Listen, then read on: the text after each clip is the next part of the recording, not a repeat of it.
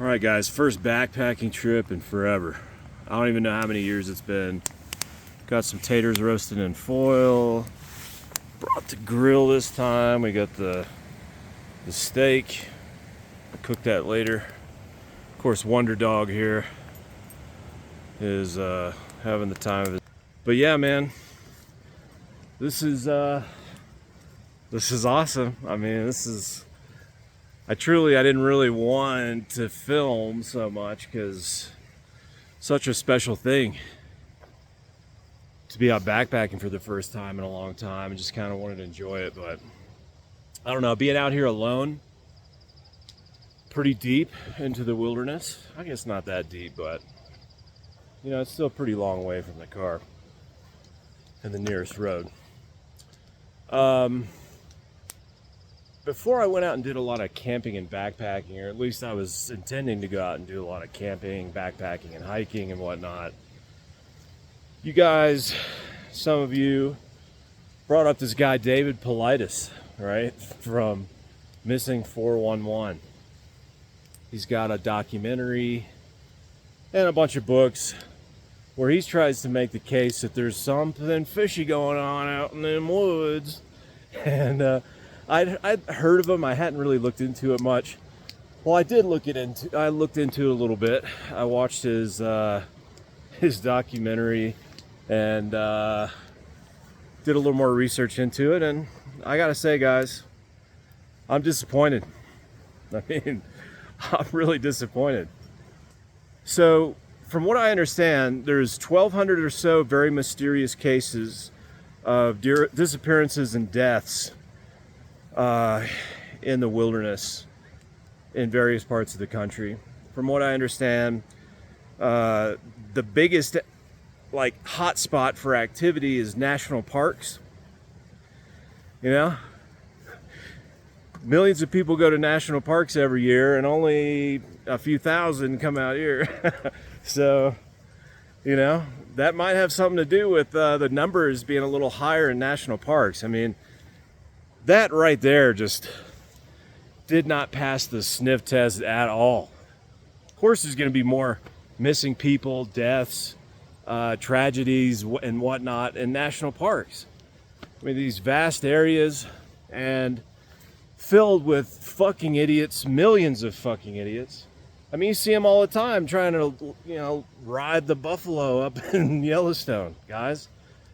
These are not the most savvy, outdoorsy people, and there's just millions that are attracted to national parks. So, I mean, just statistically, I'm surprised there's not more. There should be tens of thousands of crazy deaths and disappearances, and there's not even close to that. Another thing, from what I understand, half of these people have been found. Okay. So we're talking about like 600 people that actually disappeared. Another thing, very common for hunters to go missing and never be found. Well, no shit, guys. You know, you walk off of a trail, which is what hunters do. They don't just hang out on the trail all the time. They're the demographic of people most likely to wander off the trail. You wander off the trail and you have a heart attack, a stroke, an animal attacks you. You know, you've got dementia that hits you, you bonk, you get hypothermia. And we could talk a little bit more about bonking, because I think that's actually happening a lot to hunters. You know, these are middle-aged men who are not necessarily fitness fanatics the rest of the year. And yeah, going up the least little incline with their heavy backpacks and their guns and ammo that they carry around, or bows. I mean, the least little bit of an incline is causing them to go like zone 4 heart rates and start burning through glycogen. These guys are also the most likely to pack like jerky or some dumb shit like that as a snack when they're burning through glycogen at the same pace as a marathon runner. And they've got their elk jerky or something, right? So I think that's happening. But if you get off trail, I mean, nobody's going to find you. I walked 200 yards over there into that mess, Who's going to find me? I mean, it'd be impossible to find a person, even just a few hundred yards away from the trail and the major, lakes and streams and, highlights of this trail. So it wouldn't be hard at all to get lost as a hiker, of course. People gathering berries and mushrooms are often on that list as well. Well, yeah, these are people going off trail. You go off trail, anything goes wrong, they're never finding your ass. Never. So saying that it's suggesting that, I mean, first of all, the numbers are not very high of these, supposedly head-scratching cases. These wilderness areas are vast. I mean, think about Brian Laundrie, right? He's a guy that murdered Gabby Petito, and they sent out like the biggest search team of all time to go try to find him in the Florida swamp off of trail. And like it took them like a month. They looked and they never found anything. Like Spaceballs, we ain't found shit. And lo and behold, his dad shows up and goes in and finds his body less than a mile from his car. Less than a mile from his car.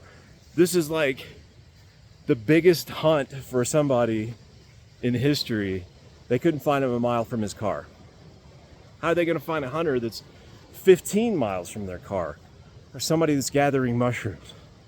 From what I understand, a lot of the disappearances are really young children. Well, yeah, really young children get lost really easily. And the elderly. Yeah. I mean, you're much more likely to have, a serious health event like a stroke or some kind of aneurysm, blood clot, heart attack. So I know, if you do that off trail, nobody's ever going to find you. Nobody's ever going to find you. It's very unlikely.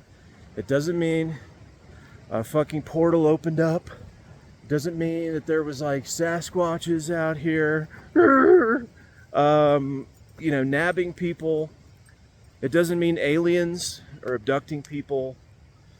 And I don't care about the weird coincidences with, people's clothing off. I mean, everybody knows, who knows anything about the outdoors, that the most common thing that people do in hypothermia, which is the most common way to die in the outdoors, is start stripping clothes off. Also, bonking. I think that's legit. I think a lot of people, they lose their cognitive abilities majorly as their body starts to shut down with it, and they start doing who knows what.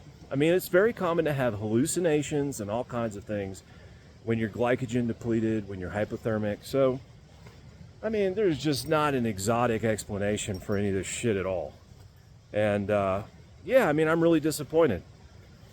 If you're sitting there watching this thinking, I don't know, I think he's really got a point. Guys, maybe be a little more skeptical. I mean, Jesus Christ, man. We're entering into the age where we're going to have the most astounding amount, an avalanche and shitstorm of fake AI-generated bullshit. I mean, you've got to absolutely be skeptical about everything. But I mean, aliens, portals, what do they call them? Not hominids. They have like a funny name that that Bigfoot hunters like use to give it to sound more credible. I can't fucking remember. But anyway, the David Paulides thing is such a fucking load of horseshit. It's a total scam. Good for this dude who made a career out of this. Sounds fun. I mean, it's as productive as just about anything else most people are doing on the internet, myself included. Hey, here I am. Peace, YouTubies. But yeah, I'm gonna go not die, and yeah, nothing's gonna abduct me. Spent like 1,000 nights in the wilderness, and yeah, I've heard a few weird sounds. Doesn't mean, you know, it's creatures from another dimension showing up to abduct me. So, anyway, that's all I have to say about that. I think having the gullibility to be into that, I mean, that should be a real wake-up call. That, you know, you are fucking stupid, and you need to be a little bit more careful about how you filter your reality and the stuff that you encounter on the internet. That's it. Peace.